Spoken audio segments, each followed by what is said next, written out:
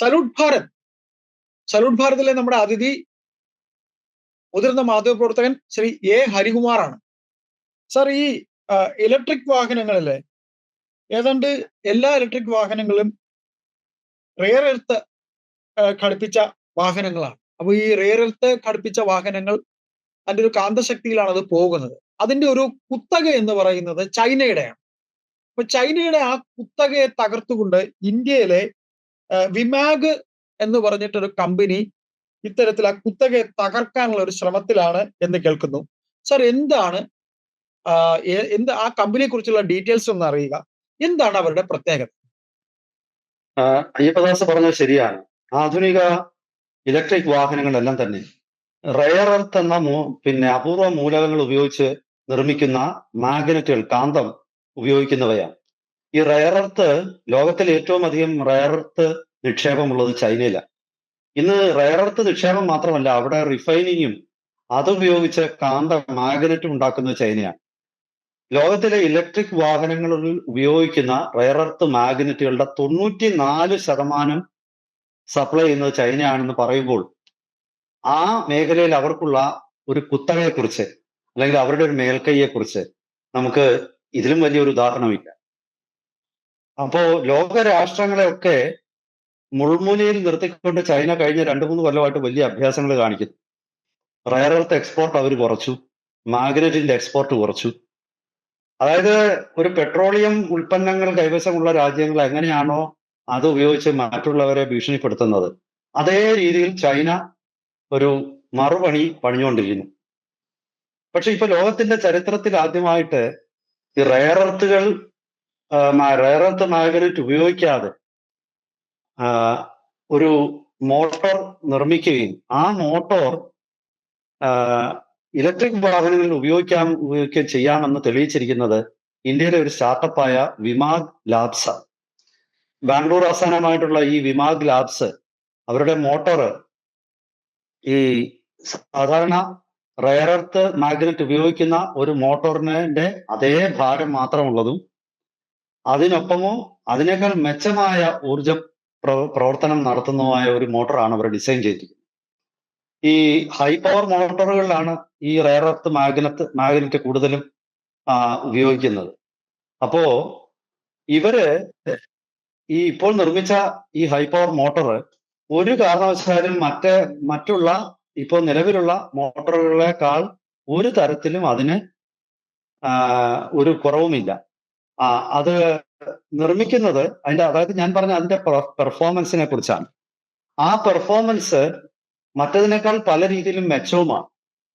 അപ്പോ ഇത്തരം ഒരു മോട്ടോർ ലോകത്തിൽ ആയിട്ടാണ് നിർമ്മിക്കുന്നത്. മാഗ്നറ്റ് ഉപയോഗിക്കാത്ത മോട്ടോർ ഉണ്ടായിരുന്നു, പക്ഷെ അതൊക്കെ തന്നെ വലിയ വലിപ്പമുള്ളതും അതിന്റെ ഔട്ട്പുട്ട് വളരെ കുറവുമായി. പക്ഷെ ഇപ്പോൾ നിർമ്മിച്ചിരിക്കുന്ന മോട്ടോർ അങ്ങനെ അല്ല.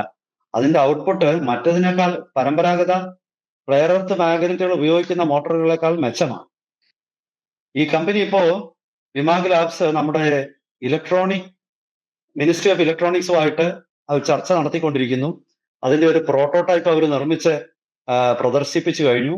അത് ഇന്ത്യയിലെ പ്രമുഖ വാഹന നിർമ്മാതാക്കൾ അവരുമായിട്ട് ടൈപ്പ് ചെയ്ത് കഴിഞ്ഞിരിക്കുന്നു. അപ്പൊ അത് വളരെ അഡ്വാൻസ്ഡ് സ്റ്റേജിലാണ്. ഈ വാർത്തകൾ അനുസരിച്ച് ഈ വർഷം ഒടുവിലാകുമ്പോഴേക്കും അവർ 10,000 മോട്ടോറുകൾ നിർമ്മിച്ച് സ്വകാര്യ ഈ മേഖലയിലുള്ള ഇലക്ട്രിക് വാഹന നിർമ്മാതാക്കൾക്ക് കൈമാറി കഴിഞ്ഞിരിക്കും ഈ വർഷം. അടുത്ത വർഷം ആകുമ്പോഴത്തേക്ക് ടാർഗറ്റ് വളരെ വലിയ നമ്പർ ഓഫ് മോട്ടോഴ്സ് അവര് നിർമ്മിച്ചു കഴിയും.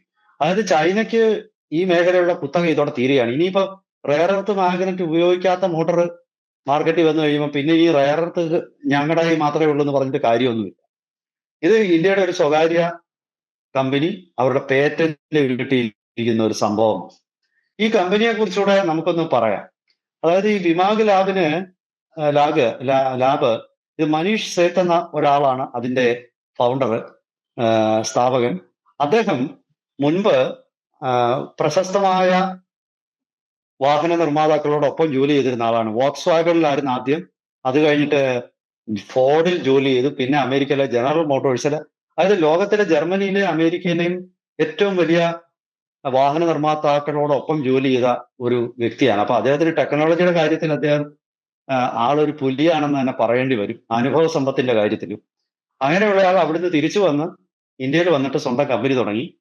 ഈ ഇദ്ദേഹം ഉപയോഗിക്കുന്നത് ഈ കോപ്പർ കോയിലുകളും സ്റ്റീലും വൈദ്യുതി കടത്തി വിടുമ്പോൾ അതിന് മാഗ്നറ്റിക് ബിഹേവിയർ ഉണ്ട്. അതായത് ഇലക്ട്രോ മാഗ്നറ്റിക്, നമ്മൾ സാധാരണ പറയും ഇലക്ട്രോ മാഗ്നറ്റ് എന്ന്. ചില വസ്തുക്കൾ ഇരുമ്പിലൂടെ ഒക്കെ വൈദ്യുതി കടത്തി വിട്ടാൽ ആ ഇരുമ്പിന് കാന്തിക സ്വഭാവം ഉണ്ടാവും, മാഗ്നറ്റിക് ബിഹേവിയർ ആണ്. അതേ പ്രിൻസിപ്പിൾ തന്നെയാണ്. പക്ഷെ ഇവിടെ ഒരു വ്യത്യാസമുണ്ട്. ഈ വ്യത്യാസം എന്ന് പറയുന്നതാണ് ഇതിന്റെ നിർണായകമായിട്ടുള്ള ഘടകം.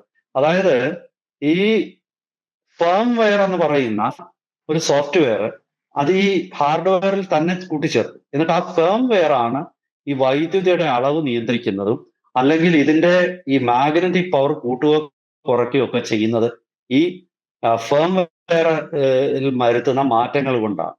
അതായത് ഒരു വിർച്വൽ മാഗ്നറ്റ് അവരുണ്ടാക്കും. ഒറിജിനൽ മാഗ്നറ്റ് വേണ്ട, വൈദ്യുതി കടന്നു പോകുമ്പോൾ അവിടെ ഒരു വിർച്വൽ മാഗ്നറ്റ് ക്രിയേറ്റ് ചെയ്യും. ആ മാഗ്നറ്റ് ആണ് ഇവിടെ ഈ മോട്ടറിൽ പ്രവർത്തിക്കുന്നത്. അപ്പോ ഈ ഒരു ഫേം വെയറിന്റെ സഹായത്തോടുകൂടി ഒരു മാഗ്നറ്റ് ക്രിയേറ്റ് ചെയ്തിട്ട് ആ മാഗ്നറ്റ് ആണ് ഇതിനുള്ളിൽ പ്രവർത്തിക്കുന്നത്. അപ്പോൾ ഇതിന്റെ ഔട്ട്പുട്ട് ഞാൻ ആദ്യം പറഞ്ഞ പോലെ കൺവെൻഷണൽ മോട്ടോറിന്റെ ഔട്ട്പുട്ടിന് അതുപോലെയോ അതിനപ്പുറമോ. അപ്പൊ പിന്നെ അതിനകത്ത് പ്രശ്നമില്ല. വലിപ്പത്തിന്റെ കാര്യത്തിൽ കൺവെൻഷണൽ മോട്ടോറിനേക്കാൾ ചെറുതാണ്, കൂടുതൽ ചെറിയ ഭാരമേ ഉള്ളൂ.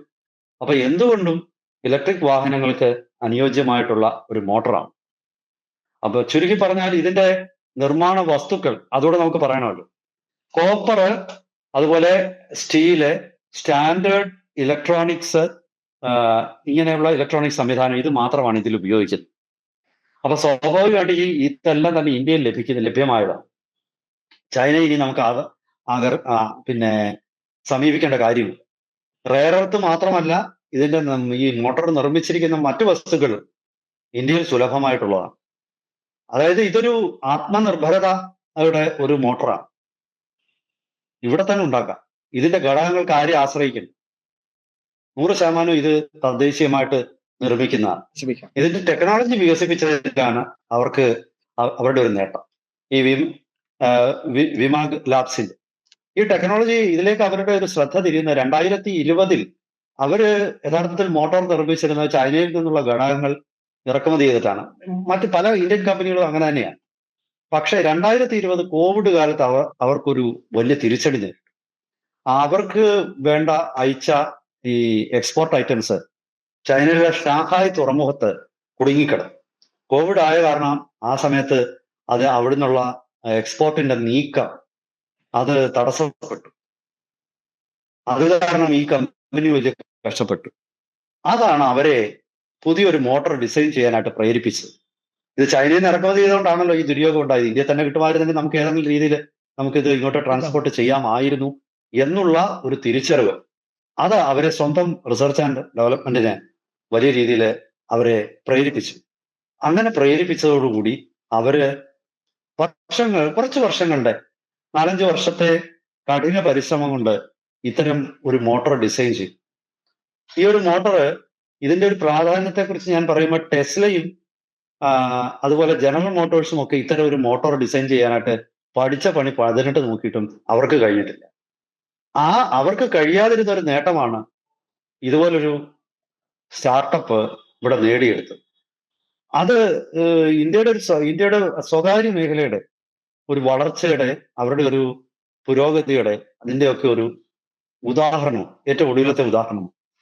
അത് തീർച്ചയായിട്ടും ഈ ഒരു നേട്ടം അതൊരു വലിയ കാൽവെപ്പാട്ടാണ് ഇന്ന് ലോകത്തെ മിക്ക പാശ്ചാത്യ മാധ്യമങ്ങളെല്ലാം വലിയ പ്രാധാന്യത്തോടുകൂടി ഇത് റിപ്പോർട്ട് ചെയ്തിരുന്നു.